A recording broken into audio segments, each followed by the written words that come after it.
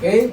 Kung babasahin po natin from verse 1, the whole chapter of 24, kung hindi po tayo rooted, kung hindi po tayo familiar sa mga nangyayari, maaaring makakaranas ka or ramdam ka ng pagkatakot sa inyo pong buhay. Kung hindi ka handa, yung pong pagbabalik ng Panginoon, maaaring katakutan mo ito dahil hindi ka pa handa eh. Kung hindi ka pa handang mamatay, maaaring takot ka mamatay. Marami pong mga takot mamatay. Kayo po. Baka pwede ako ito.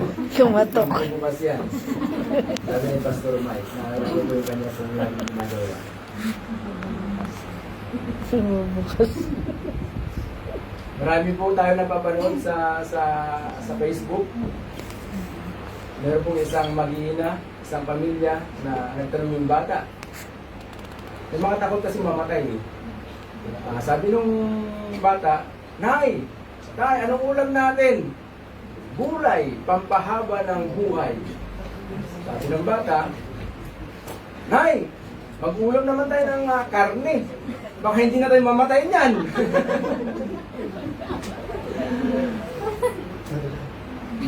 Baka pagdating ng araw, hilingin mo na sa Panginoon. Dahil may makatakot mamatay eh. Kapag binigyan ka ng pagkakataon mamuhay o mabuhay ng 200 taon, bahilingin mo sa Panginoon, pagdating na araw, Lord, kunin niyo na po ako. Okay? Pero sa mga tao po na handang mamatay, meron po silang connection sa Panginoon, hindi po sila takot sa mga pangyayaring nagaganap sa ating pong kapaligiran. Amen? Gusto kong sabihin po sa inyo na hindi po ito paraan upang takutin ko po kayo. Hindi po ito yung katuruan ng Diyos, katuruan ng Bible upang magkaroon tayo ng katakutan. Bagkus, mapanatili nawa, mapalalim nawa yung ating pong paglilingkod, yung ating pong faith sa Panginoon. Okay? May mga bagay po, meron pong mga sign or mga sinyales. Yun pong pagbabalik ng ating pong Panginoon or the sign of birth pain. Sino po sa inyo naranasan ng mga anak? Hindi ko alam kasi yung birth pain. Pero parang naramdaman ko nung mga anak yung aking pong may bahay. Hindi ko kasi maipinta yung kagandahan niya, hindi ko na maipinta yung mukha niya. Mahihirapan na yung pintor, yung tawag doon, Tagalog doon, yung pintura, yung pinagpintura. Okay? Yung pag-isa larawan ko nga niya pong pagbumukha, hindi ko alam kung tumatawa siya or umiiyak siya. Halo-halo na yung kanya pong aura, yung kanya pong mukha. At parang nararamdaman ko yung kanya pong paghihirap. Ilan naman yung bentahin namin mga kalakihan, hindi kami pwedeng manganak. Okay? So, meron pong mga initial signs of birth pain na nagaganap sa buhay po natin. Dito po sa atin pong binabasa, doon po sa 13, sabi doon, ang sinumang makapagtatagal or ang sinumang makapagtitiis hanggang wakas ay siya pong maliligtas. Kung atin pong titingnan po sa mga sumusunod na mga bago po binanggit ng Panginoon yan, bago nabanggit yan, mayroon pong mga pagsubok, mayroon pong mga bagay na darating sa buhay sa ating pong kapanahunan. At yun po yung ating pong titingnan ngayon. At hindi na po ito bago sa ating pong mga kaalaman, lalo na po yung po mga madalas magbasa ng salita ng Panginoon. Okay? Meron po akong 3 bagay na aking pong babanggitin sa mga oras na ito na matatagpuan sa ating pong teksto. From verse 4 or verse 3 hanggang 14. unang initial sign, o pag sabing initial kasi, ito yung paunang senyales na magaganap paghihirap bago dumating ang ating pong Panginoon. Una, the national problem. When we say national problem, ito po yung pangkahalatan. Ito po yung nagaganap sa buong mundo. Hindi lamang po dito sa Macau, hindi lamang po sa ating bansang Pilipinas, bagos buong mundo ay makakaranas mga ganitong mga pagsubok, mga bagay na pangyayari. Kung ating pong babalikan sa chapter 24 verse 6 to 8, sabi po dito,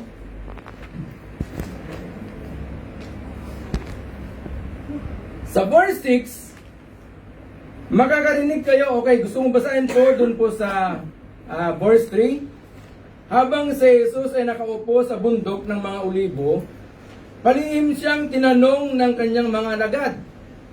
Wala yung monitorahin doon.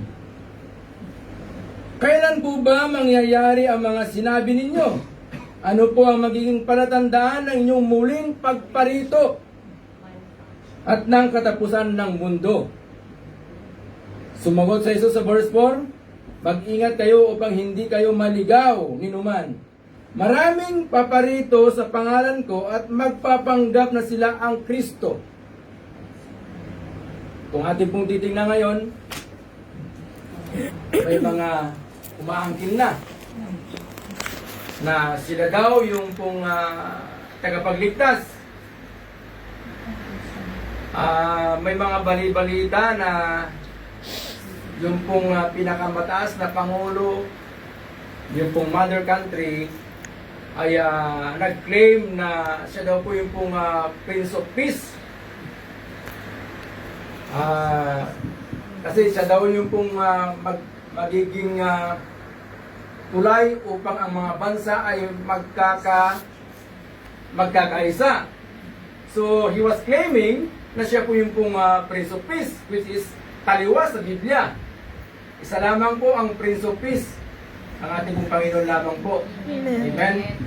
So, sabi po dito sa verse 6, makakarinig kayo ng mga labanan at makakabalita kayo ng mga digmaan sa iba't ibang dako. War, rumors of war. Kailan lamang po nagkaroon ng digmaan sa Middle East?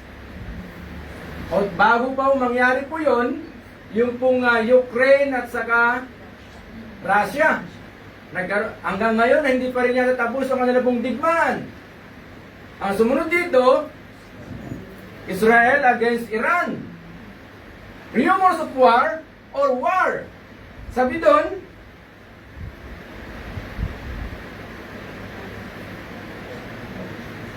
makakabalita kayo ng mga digmaan at sa iba't ibang dako. Grabe na po yung pong nangyayari ngayon. At ang maganda doon, isa pong pwedeng magpalakas ng ating pong kalooban, ng ating pong pananampalataya, ngunit huwag kayong mabalisa, sabi ng Panginoon, huwag kayong mabalisa. Sapagkat, hindi pa yun yung katapusan ng mundo. Ito lamang po yung pong paunang paghihirap. Dumating po yung pong COVID-19 4 years ago, I think. Nagkaroon ng crisis dito po sa Macau. Ang dami pong mga speculation na nangyari. Salamat sa Panginoon, may mga speculation na kapag ikaw ay nagpa-vaccine, after 2 years, magiging zombie ka.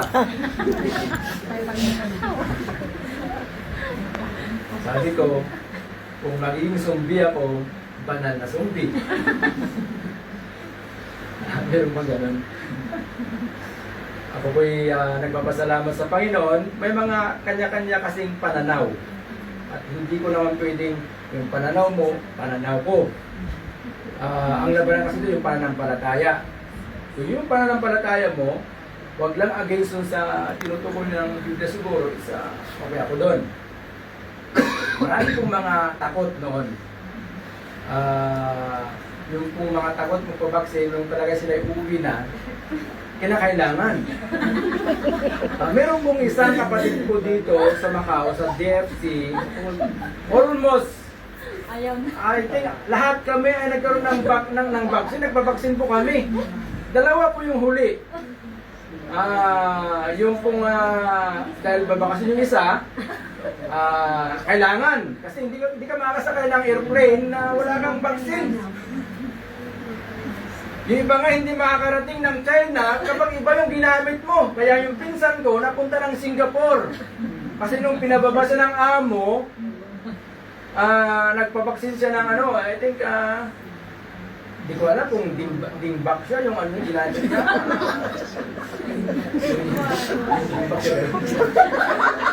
Hindi ko alam yung mga vaccine. So nung pumunta ng ano, pinababa siya at pumunta ng ano, ng China dapat mag-U-turn para makapag-apply ulit ng trabaho. Hindi siya tinanggap ng China kasi iba, US yung China niya, yung ano, vaccine niya. Kontro-kontro yan, magkalaban. Kaya magkaroon ng pagkakataon na Totoo nga. yung ating pong Pastora Christie ay meron pong contact sa Singapore. Andun siya ngayon. Puri ng Panginoon, meron siyang trabaho doon. Alam po rin yung isang tinutukoy ko, hindi po siya nagkaroon ng virus. Grabe grabe yung ano, mag-isa lamang po siya. Hindi tinamaan lang ng COVID-19. Alam po ninyo, nung magbabakasyon, magpapabaksin, doon siya tinamaan. So, grabe! Ang daming mga nawalan ng trabaho. Pero sabi ng Biblia, ito'y pauna lamang at ito'y magaganap. Kaya sabi doon, huwag kayong mabalisa bagkus panatilihin nawan natin yung ating kong pananampalataya sa Panginoon. Amen. Rumors of war. Nations against nation. Mindanao against Luzon. Sa Pilipinas. Diba? Nag-aaway ngayon yung dalawang mga leader po natin. Famine, paghihirap, earthquake. Meron pong lumabas sa social media na July 5, magkakaroon ng super earthquake sa Pilipinas. Ang dami po mga nabahala. Ang dami po mga nagpanik. Grabe yung mga yung panliling lang, yung tawag doon, pangtapos sa mga tao.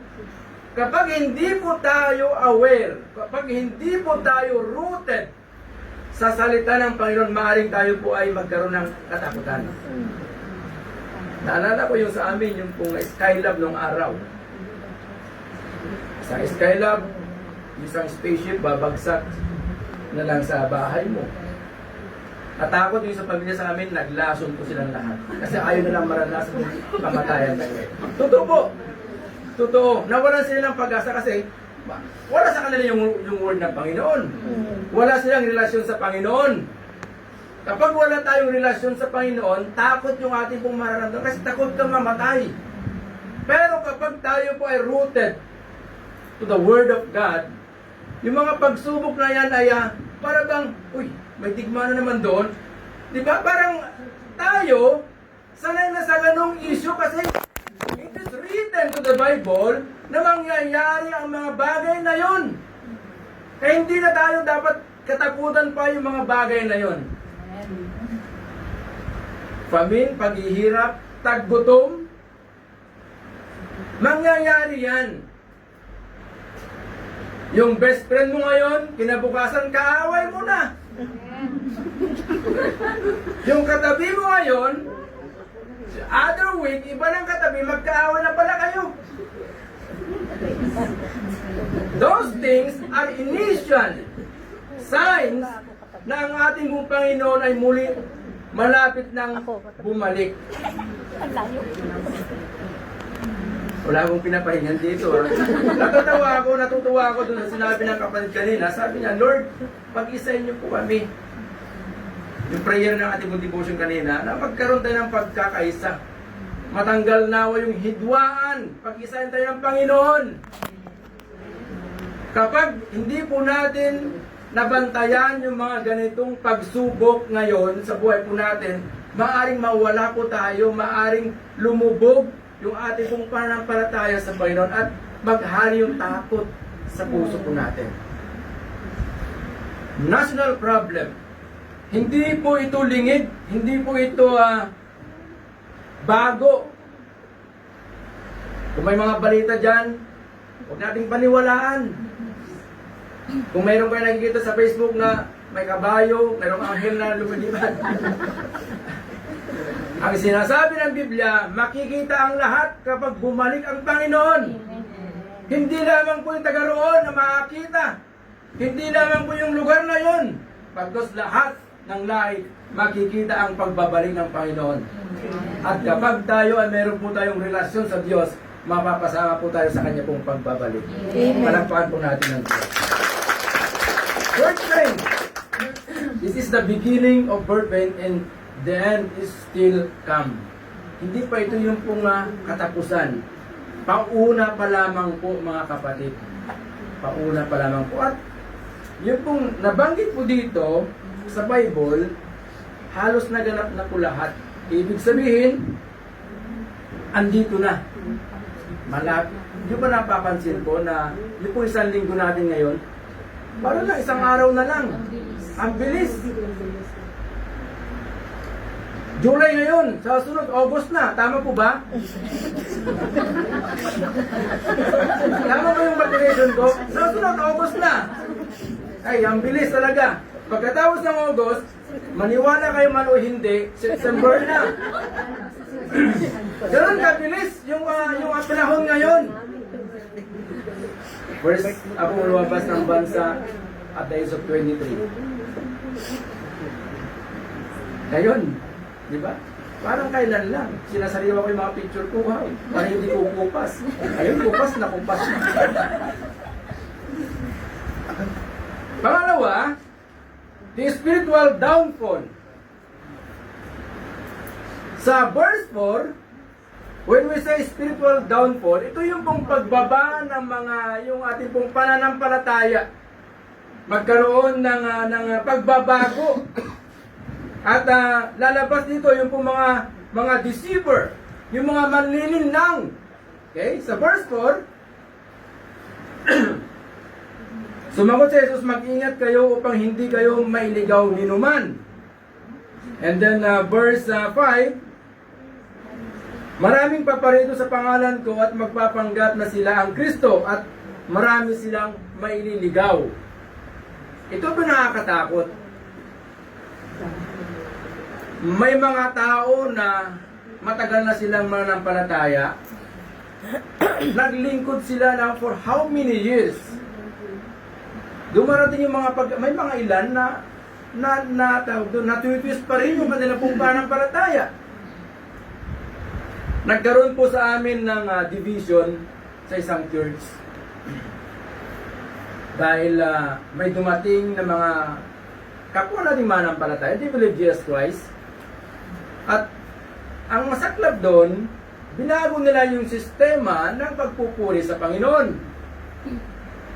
Sabi ng mga apostoles daw, lahat ng mga tumatayo, ang tatayo lamang daw po sa likod ng pulpit o sa stage ay mga pinili o mga pastor. Yung po mga worship leader daw po ay sa baba lamang po sila. At wala pong binabanggit po yan sa Biblia kung saan po tayo tatayo kung magpuri sa Panginoon. So yung grupo, naniwala doon sa katuruan.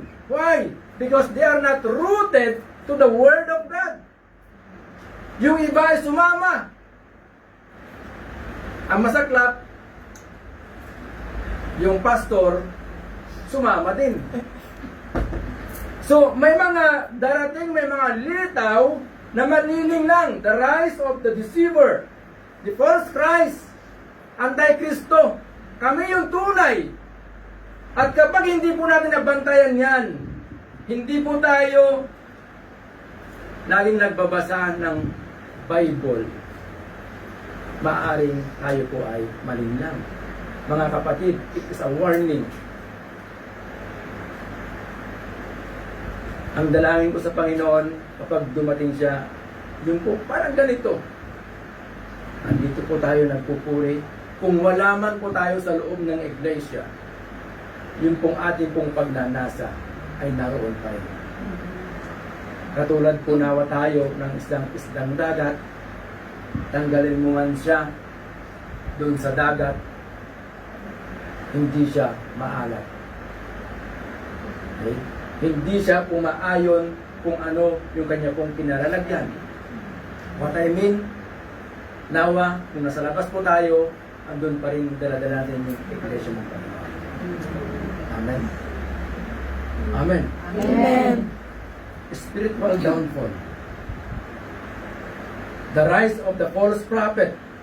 Sa 23, verse 23-24, kung may magsasabi sa inyo na rito ang Kristo o naroon siya, huwag kayong maniniwala sapagkat may lilitaw na mga huwad na Kristo at mga huwad na propeta.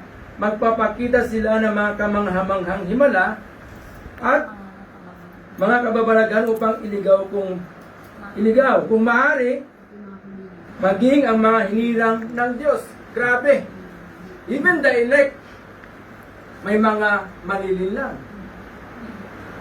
Beware, be careful, be watchful. Amen. Hindi ko mo umaawit ng alive, kauri natin yan. The Bible said, makikita ang bunga, makikita ang puno, tawag doon? Malalaman mo, ano ba yan? You will know them by their fruits. Ibig sabihin, nakikita mo sila, tulungan na mo ito na. Malalaman mo sila sa kanya pong mga bunga. Amen. Amen. Tingnan mo nga yung katabi mo, namumunga din yan. Ang bunga ba niya ay talagang bungang totoo ayon sa kanya pong katauhan. Okay? They perform wonders. Okay? And kapag ito po ay nangyari, sabi doon, even the elect ay madideceive. Okay? Huwag kayong magpaano, may nagpapagaling doon. Nagpapatayo ng itlog. Kapisa ng itlog. Of course, yung puti niya, may makukurting manok. Kapatid, kailangan mong magdala ng manok dito, yung puti ang paa. Deceiver. Na-deceive na po ko niyan dati, pero that time, wala pa akong pagkakilala sa Panginoon. Pininom ako ng papel na sinunog. Kaya, nanghirap bumalik. Nanghirap bumalik. When this happen, it will deceive even the elect. At, dito po sabi niya, those who are being deceived are those who are not grounded to the truth. Yun daw po mga nadideceive na yun, hindi po sila gaanong wala sa katotohanan. Hindi nila lamang katotohanan. Okay? They're not grounded and they're not rooted to the Word of God. Okay? So, sabi ng Panginoon, maging katulad nawa tayo ng isang puno na naitanim doon sa tabi ng batisan. Ang binabanggit po ni David in Psalm chapter 1 verse 3. Na kahit na dumarating yung pong tagtuyot, malago pa rin ang kanya pong mga dahon kasi yung kanya pong root ay sumisip-sip doon sa batisan. Ibig sabihin, kapag tayo po ay malalim yung ating pong pagkakilala sa Panginoon, mga kapatid, dumating man ang pagsubok, bagyo sa buhay po natin, hindi po tayo basta-basta matutumba. Maaring tumagilid ka ng bahagya, pero hindi ka matutumba kasi malalim yung ugat natin sa salita ng Panginoon. Amen. Huwag nating hayaan na yung pong ating pong pananampalataya ay dumating sa punto na panghinaan po tayo. Of course, normal. We're still in the flesh. Pero, panatilihin po natin mapagtagumpayan ang mga pagsubok na yan sa pamagitan ng patuloy nating paglilingkod sa Panginoon. Amen. Amen. So we must do our best to learn from God. Gawin po natin yung pinakamainam kaalaman natin sa Panginoon.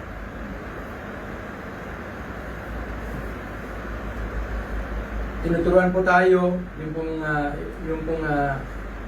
ang Panginoon upang maging manatag po tayo at hindi po tayo matitinag. Amen? Amen. So, ang katuruan ito ay hindi po para takutin po tayo. Ang katuruan ito ay para panatilihin, patatagin yung ating pong pananampalataya sa Panginoon. Magkaroon po na tayo ng eagerness, magkaroon po tayo ng pagnanasa upang yung ating pong pananampalataya ay hindi maging stagnant, kundi mas lalalim pa po ang ating pong pananampalataya sa Panginoon.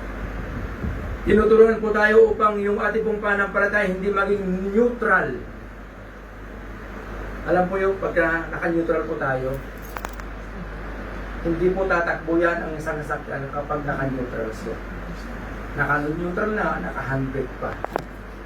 Tatakbo lang yan pagka ikaw ay mag-shift ng first gear. Okay? Ibig sabihin, kapag naka-neutral po kasi tayo, mas marami yung pwedeng maganap sa buhay po natin.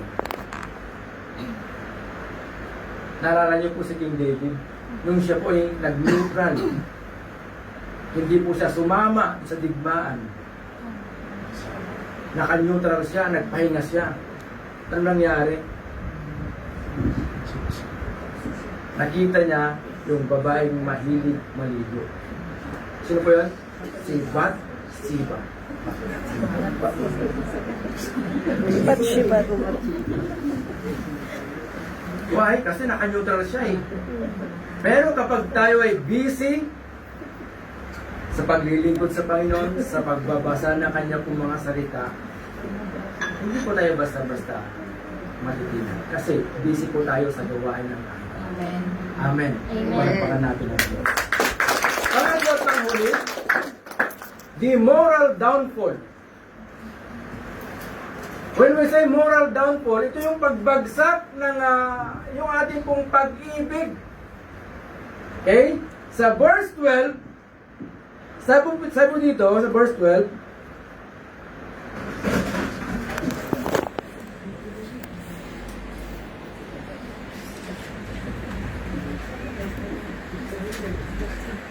lalaganap ang kasamaan kahit manlalamig ang pag-ibig ng marami. Okay? Magkakaroon ng kasamaan sa mundo, lalaganap ang kasamaan, nasabi ko doon, lalaganap ang paghihirap, maaaring mga bagay na pagsubok, at yung pong pag-ibig ay lalamig. Ito po yung pong isang kinakatakutan ng mga mananampalataya. Nawa po yung ating pong pag-ibig sa Panginoon, nung tayo po yung unang nakakilala, ma-maintain po natin at mas dagdagan pa po natin yung ating pong pagka-inlove sa Panginoon.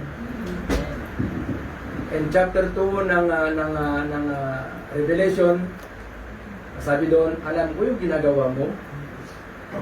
Isa lang yung aking pong napansin, nagbago ang iyong unang pag-ibig.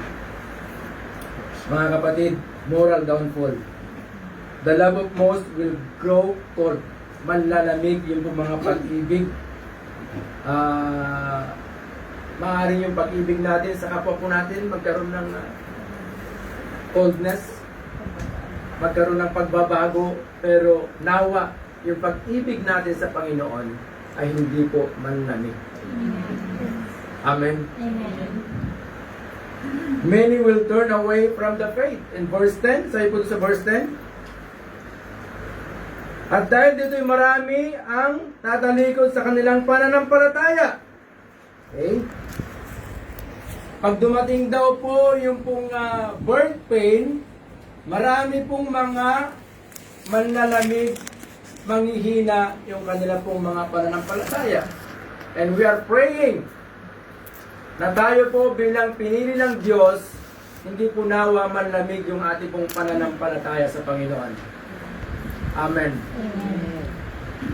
Yung bang lagi po tayo nawa nagdi-desire, nagnanasa na mapaglingkuran ang Panginoon. Yes, linggo na naman. Amen. Linggo na naman. Pagkaga po yun. Walang pagnanasa. Pero kapag yung pong Sabado pa lang, iniisip ko na linggo na bukas. Hindi dahil day off natin, dahil magpupuri tayo sa Panginoon. Because praise and worship, that is our duty or task bilang mga mananampalataya. Amen. Amen. Hindi tayo napunta rito dahil day off po natin. Napunta po tayo dahil gusto natin parangalan ng ating Panginoon. Amen. Regardless kung ano man yung ating nararamdaman, kung ano man yung kapaguran po natin, pupunta ako ng church dahil magpupuri ako sa Diyos. Pagnanasa. Okay? Many will turn away from the faith. Tatalikod po sila. And verse 9, pagkatapos ay kapuputan kayong lahat dahil sa inyong pagsunod sa akin. So darating yung panahon, maaaring mahal mo sa buhay, kapag dumating ito, kapuputan ka dahil sa pagsunod natin sa Panginoon. Sino po na sa inyo nakaranas dito? Itatapon ko yung damit mo pag tumuloy ka dyan. Naranasan nyo na ba yun? Na hindi ka na i-invite ng dating mong mga kaibigan dahil iba ka na. Hindi ka na dinadaanan, hindi ka na tinatawagan dahil ikaw isang born again na. Kapuputan tayo ng mundo dahil sa pagsunod natin sa Panginoon. Di baling kaputan tayo ng mundo, wag lang ang Panginoon. Amen. Okay? Moral downfall.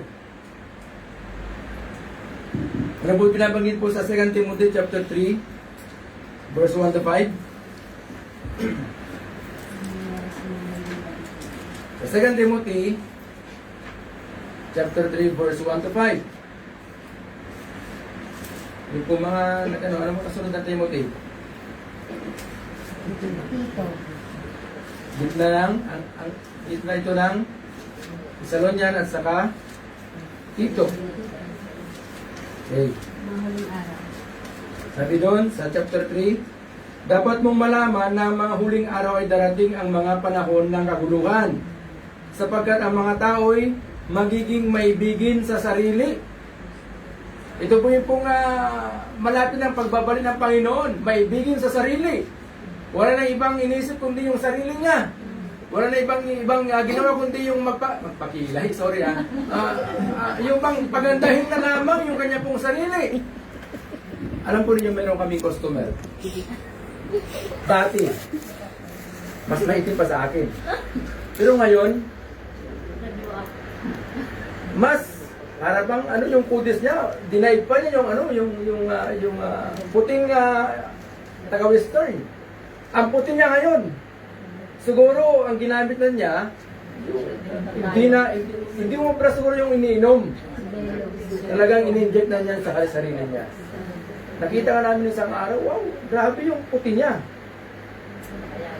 At lalong titinggan yung kanyang kapuputian pag tumabi ako. Kaya hindi ko sa tinabihan. Okay. Sabi doon, sapagkat ang mga tao ay maibigin sa sarili, maibigin sa salapi. Okay? Ulitin natin. Maibigin sa salapi. Sa salapi. Palalo. Mapagmataas. Mapagmataas pa sa pagkabata. Alam mo ang banal na kautusan. Ito ba yun?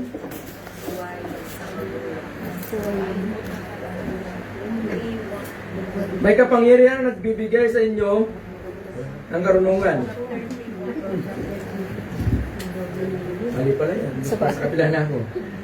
Mapagmataas, mapagsamantala, suwail sa magulang. Ito po yung mga initial evidence or sign. Ngayon po, wala na pong yung mga anak natin.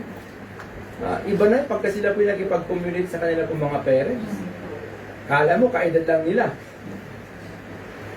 Bigyan mo ako ng ganito. No, hindi pwede sa amin. Mata lang, alam mo na. Mata lang, alam mo na. Yung sipol ng tatay ko, kahit andun kami sa pinakadulo ng bukid namin, pag sumipol siya, takbo kami. Kapag hindi ka nakarating on the spot, mayroon siyang yung kawayan. Grabe. Pero ngayon, kahit may baril ka, tatawanan ka na anak mo eh. Sabi niya, si daddy naman, nagjojoke na naman. Walang katatakutan. Okay? Walang utang na loob at lapastangan sa Diyos. Okay? Sila'y magiging walang pagmamahal sa kapwa. Walang habag, mapanirang puri. Mapanirang puri. Walang pagpipigil sa sarili. Marahas at walang pagpapahalaga sa mabuti. Ibig sabihin, full of darkness. Wala na yung pag-ibig sa kanya pong puso. Para bang yung kanya pong ginagawa ay natutuwa pa siya. At marami kong mga anak ngayon, hindi lang po yung mga anak, maging yung mga matatanda ngayon ay okay lang sila na pag gumawa ng hindi mabuti. At masaklap, yung mga dating manampalataya, ganun na rin. Those are signs, mga kapatid. Kaya huwag kayong magtaka. Ang gawin po natin, we need to maintain our faith to the Lord. Amen. We need to pray them. Amen? Amen? Yun po yung duty po natin na tayo po isang tinawag ng Diyos upang mapanatili yung ating pong pagiging Kristiyano. Okay? At dahil sa hardship and persecution, the believers are being imprisoned. Nawa ay hindi natin maranasan yung gano'ng pangyayari. Pero it is written to the Bible. Noon nga, nangyari na kina Apostol Pablo, sila Pedro. Diba kinulong sila because of their faith? Dahil sa pagsunod nila sa Panginoon, mga ganung bagay nangyayari na po. Yung pagsunod natin sa Panginoon, nagkakaroon ng discrimination. Yung pong kaibigan ko pong isang engineer. Okay? Isang anak ng pastor. Nung siya po mag-apply dun sa Kirel ko sa amin, the Trino Electric Cooperative Company. Nung siya po mag-apply, nalaman siya na anak ng pastor, siya po yung mananampalataya. Alam po ninyo, siya po yung board passer, mataas yung kanya pong achievement, pero nilagay doon sa pinakadulo dahil may mga priority, mga kauri po nila. Pero alam po ninyo, yung grace ng Panginoon, siya pa rin po yung natanggap. Discrimination. Nangyayari na po yan sa atin. Sa buhay po natin. Kapag born again tayo, ang alam nila, holy. That is good. Diba? Kapag ang alam nila ay holy na po tayo, puri ng Panginoon, doon pa lang, talagang magkakaroon ng mga paghihirap sa buhay natin. Nalulungkot ako kay isang believer. Dati siya pong makamundo. Nung siya po tumakbo sa politics.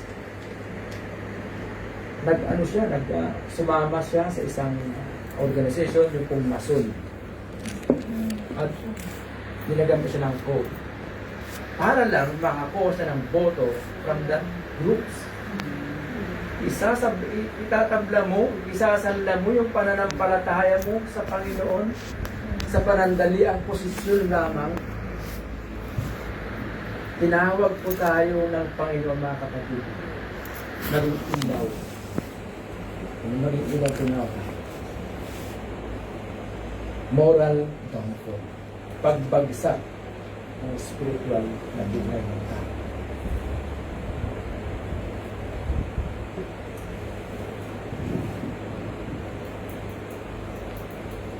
Tingnan po natin na yung ating pong pananampalataya ay matayuan po natin hanggang dulo. Okay? Dumating man yung mga pagsubok, no turning back. Amen. Amen. Ngayon pa, naranasan na po natin yung pag-ibig ng Diyos. Naranasan na po yung biyaya ng Diyos. Sa simpleng pagkakataon, simpleng problema, tatalikod po tayo. No. No turning back. Okay? No turning back. We need to fight the good fight of faith. Sabi ko na po sa ito. Therefore, as we are living in the past or the last days that we could not control in these things to happen, hindi kasi natin hindi natin ma-avoid yan kasi nakasulat sa Bible, isinulat. Kaya pigilan man natin yan, hindi natin kayang pigilan yan, yung mga rumors of war, spiritual downfall, national problem, moral downfall, hindi natin pwedeng i-avoid yan kasi it is written to the Bible. What we do, sikapin po natin manatili sa presensya ng Panginoon. Amen. Because the Bible said, ang sinumang makapagtitiis, mananatiling tapat hanggang wakas, ay siya pong maliligtas. Amen. Amen. Amen. We need to stay in the presence of God. We need to stay sa paglilingkod ng Panginoon without reservation. Amen. Without reservation. Sabi mo sa katabi mo, serve to the Lord without reservation. Without reservation. Amen. Amen. Tanggalin po natin yung reservation na yan and we need to focus yung ating pong paglilingkod sa Panginoon. Hindi man po tayo pinahalad sa bansang Macau. Hindi yun ang magiging hadlang upang tumalikod po tayo sa paglilingkod natin. Amen. Amen. Amen. Nilagay po tayo ng Diyos sa bansang Macau, katulad nga ni sabi ni Sister Ella, merong plano ang Panginoon. Inilagay ka niya sa posisyon na yan, may plano ang Panginoon. Inilagay Sister Tess sa kitchen, may plano ang Panginoon. Lahat ng ating pong mga kinalagyan ngayon, may plano ang Diyos. Pahihintulutan niya ng Diyos kung patuloy po tayong maging tapat po sa Kanya sapagkat ang Diyos na ating pinaglingkuran ay tapat. Purihin po Panginoon sa umagang ito, nawa, hindi po naging fear, pagdududa, yung ating pong napag-aralan bagkos. Ito po yung magbibigay sa atin ng courage na magpatuloy po tayo sa paglilingkod sa Panginoon. Sapagkat, sabi ng kanta, yung unang kanta natin ngayon na, kayo ang aming pong pag-asa. Okay? Ang Diyos po ang ating pong pag-asa, mga kapatid. Hindi po ang pera po natin, hindi po ang kalakasan po natin, ang Diyos po ang ating pong pag-asa. Amen. Sige po tayo po tumayo. Minsan pa po, abitin po natin Panginoon. Okay. The first worship song natin po natin na.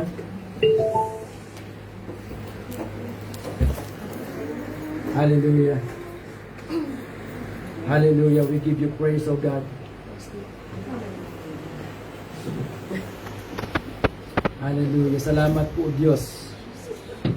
Salamat po, Panginoon.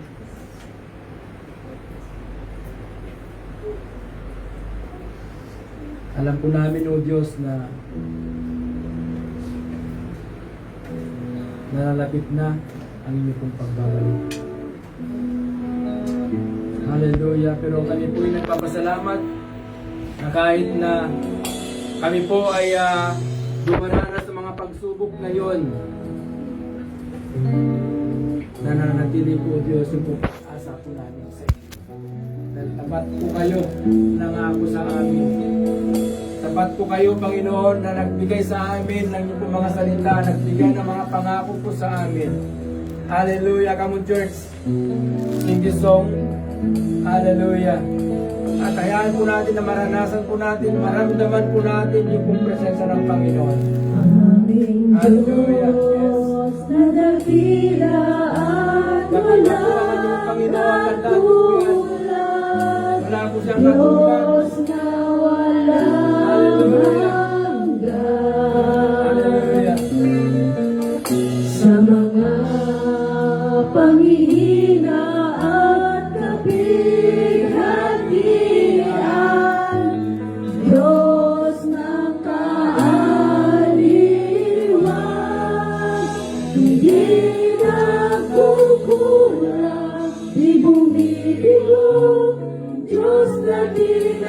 nagbabago, isang kaibigan, kagapayan, matatagpuan.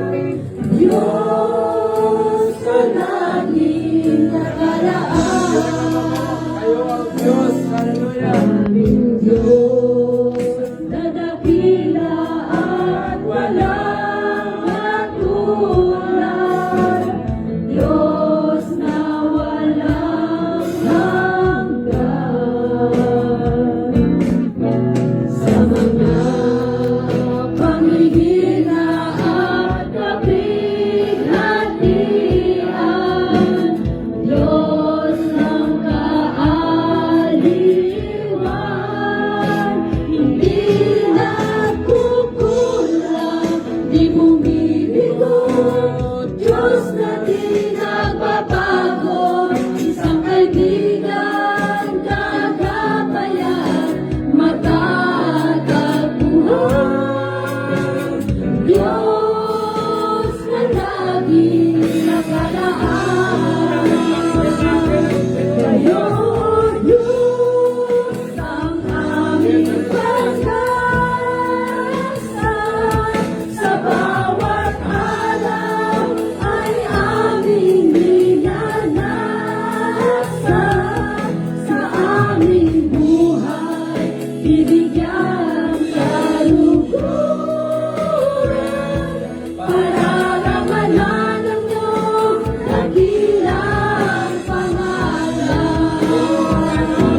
Kayo, Diyos, ang aming pag-asa. Sa bawat araw ay aming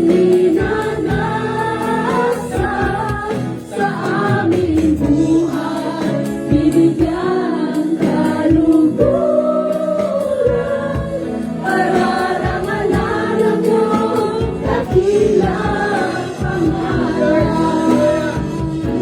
Kayo, Diyos, ang aming pag-asa. Sa bawat araw ay aming minanasan. Sa aming buhay, bibigyan kaluguran. Pararangalan ng iyong dakilang pangalan. Hallelujah. We thank you, Kayo, Lord. Diyos, ang aming pag-asa. Sa bawat araw ay aming minanasan. Sa aming buhay, bibigyan kaluguran. Pararangalan ng iyong dakilang pangalan.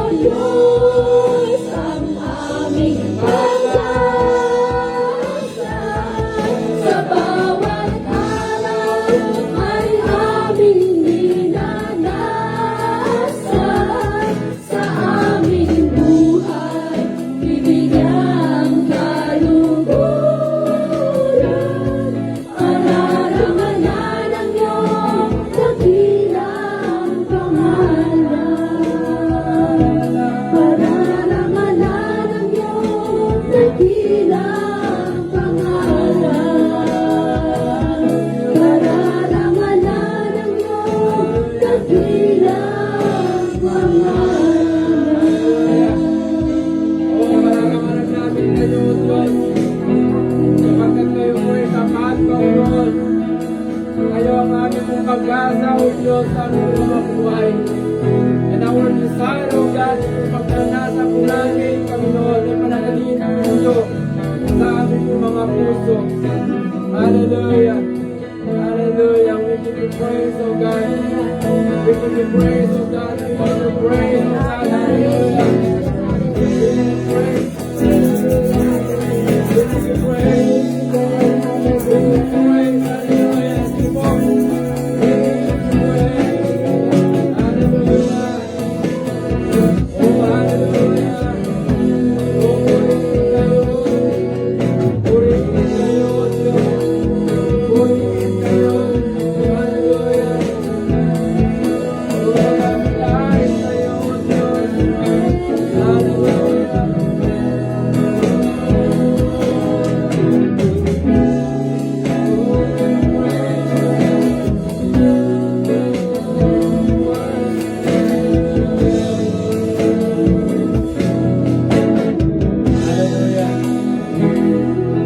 Hallelujah. Purihin po kayo, Panginoon. Sa inyo pong katapatan sa buhay ng bawat isa sa amin. Salamat po, Panginoon. Dahil meron po kaming Diyos ng pag-asa. Na kahit na dumating man yung mga ganitong pagsubok, na nilahat sa inyo pong mga salita, pangako po ninyo sa amin, O God, that you will not leave us nor forsake us. Panginoon, pananatiliin po po nawa yung pagnanasa po namin na maglingkod po sa inyo. Whatever will things happen, O God, sa mundo namin pong ginagalawan, tulungan niyo po kami na mapanatili yung aming pong pananampalataya po sa inyo. Patatagin nga po ninyo, O Diyos, yung pong pananampalataya ng aking pong mga kapatirang ito.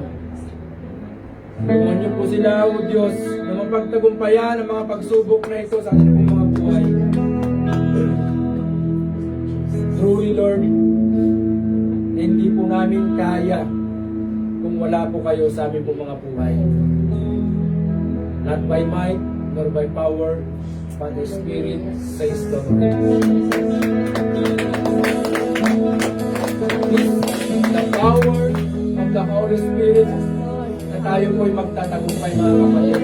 It is the power, the guidance of the Holy Spirit.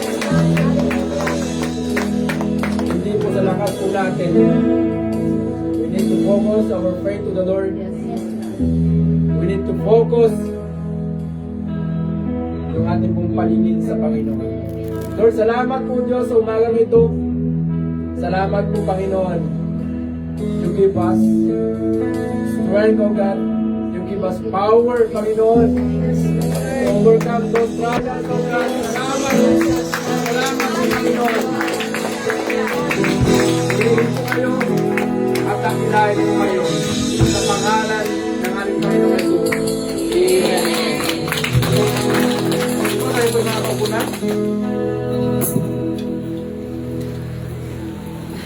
Dalawa po tayo sa ating pong